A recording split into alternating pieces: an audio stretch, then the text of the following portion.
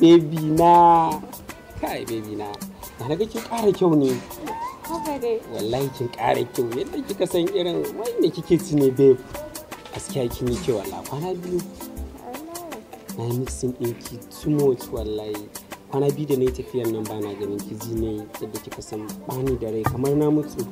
Haka nake ji na very lonely hakan nan ba ki kusa da ni go. Subhanallah, subhanallah, wa iyazu billah. Allah mun tuba Allah, subhanallah. Salamu alaikum. Salamu alaikum bawan Allah. Yanzu sallaman ma ba za ka amsa ba. Haba bawan Allah. Kai musulmi ne?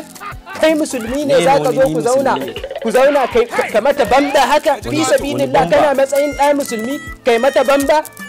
Haba da Allah, wannan wani irin abu ne? Ka mata man to man ta ƴan ƙwallo, man to man, taso da Allah, ka taso kai, haba da Allah, mu je da Allah.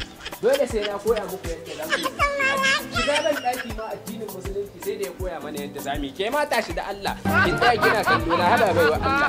Kamar ke zo ta Allah, zo ta nan. Haba baiwa Allah, haba baiwa Allah, ya za ki dinga biye wa'innan shashashun yara haka fi sabilillahi. Ya za ki dinga biye musu kuna irin wannan. Haba baiwa ya sunanki da Allah ya sunanki kin san fa ni ma san ki nake yi da Allah baiwa Allah ko zan iya sanin sunanki Yaya? ha subhanallah yanzu kai saboda iskanci kan wata za ka zo ka kwamishe a nan wajen saboda ɗaya iskan yake